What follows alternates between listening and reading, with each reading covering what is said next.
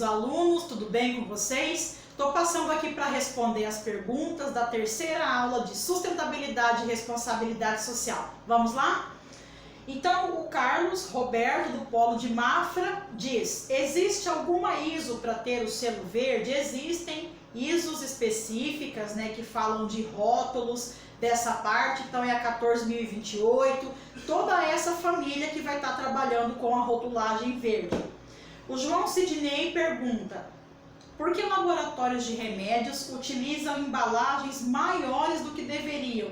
É descaso ou tem alguma legislação de segurança para que isso aconteça? Então, a questão de medicamentos, ele tem normas regulamentadoras propostas pelas boas práticas de fabricação, pela Anvisa. Então, alguns tipos de medicamentos, por causa de algumas composições químicas, também por causa da durabilidade, da validade, tem todas essas questões regulamentadas, tá? Então, para algumas substâncias existem normas específicas, sim.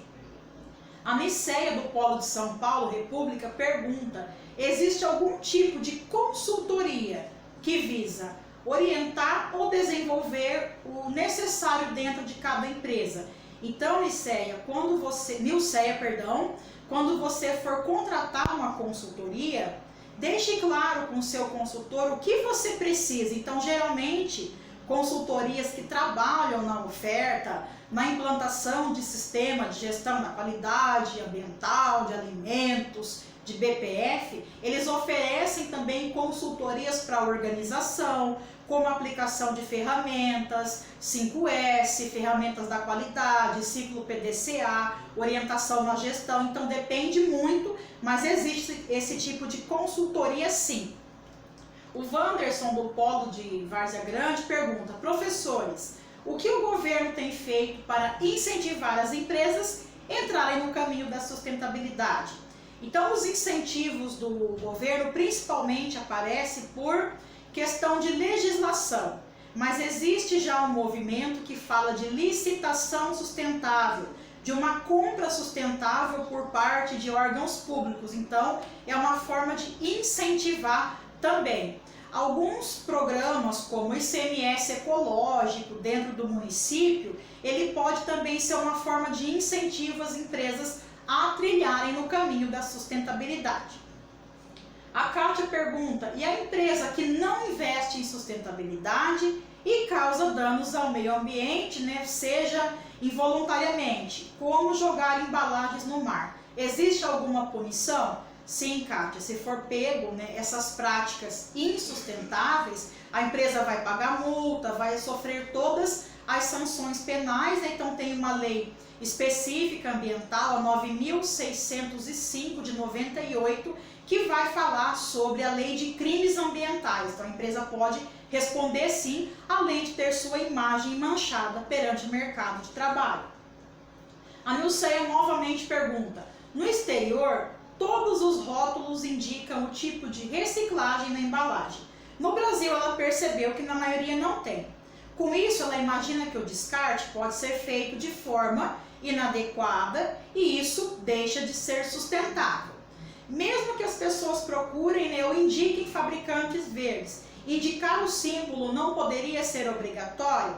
Então, Nilceia, muitos produtos aqui no Brasil ainda não são totalmente verdes, Então, se você tem essa prática, se a tua embalagem é reciclável, é importante você informar o cliente. Agora temos leis mais severas no que diz respeito a pessoas que têm alergias alimentares. Então, por exemplo, até embalagens de ovo, gente, tem que dizer lá: contém ovo, não contém tal coisa. Então, é importante que o consumidor seja informado, sim. Então, provavelmente virão leis mais específicas quanto a isso.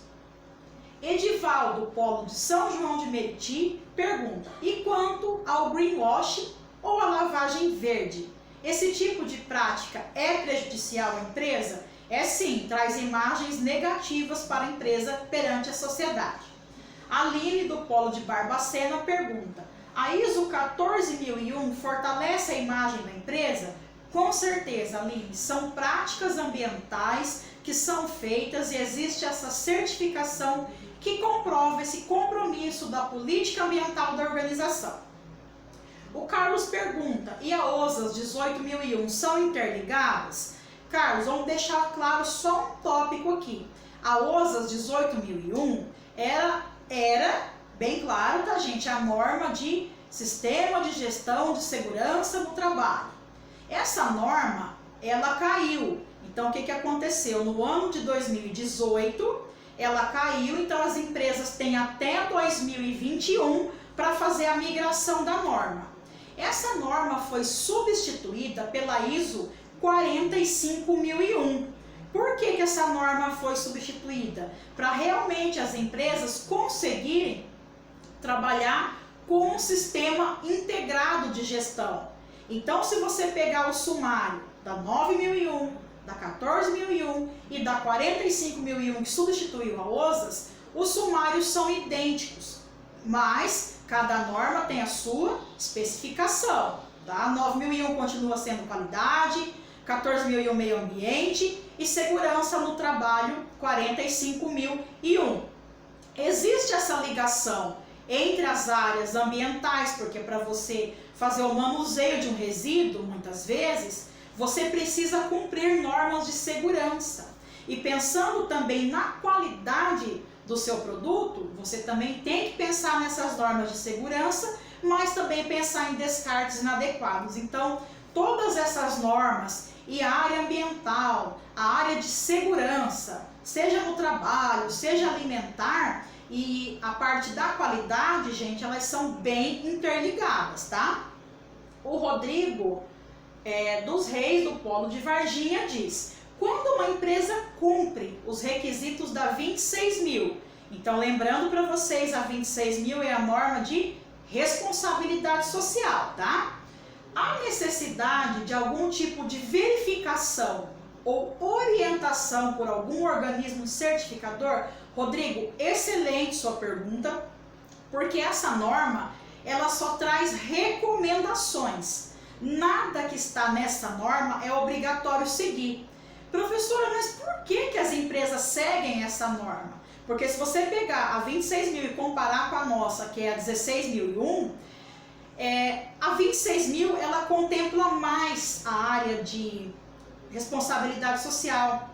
Ela fala da responsabilidade da empresa para com os colaboradores, evitando práticas de assédio, pensando no meio ambiente, pensando em desenvolvimento sustentável, no contexto econômico. Então, seguir ela é muito mais interessante porque ela traz muito mais recomendações, mas não tem essa verificação, tá? A norma certificada é a 16.001.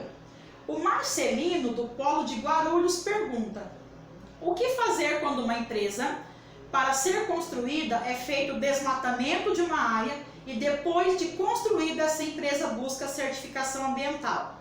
Legal, Marcelino. Quando uma empresa vai construir uma determinada área, ela vai ter que pedir para a prefeitura e também para o órgão ambiental do estado, né, um documento, uma autorização que vai se chamar uso e ocupação do solo. Então, para ter essa licença de uso e ocupação do solo, essa empresa vai ter que cumprir alguns requisitos. Então, caso essa empresa fez esse desmatamento, retirou algumas espécies, provavelmente isso teve alguma autorização.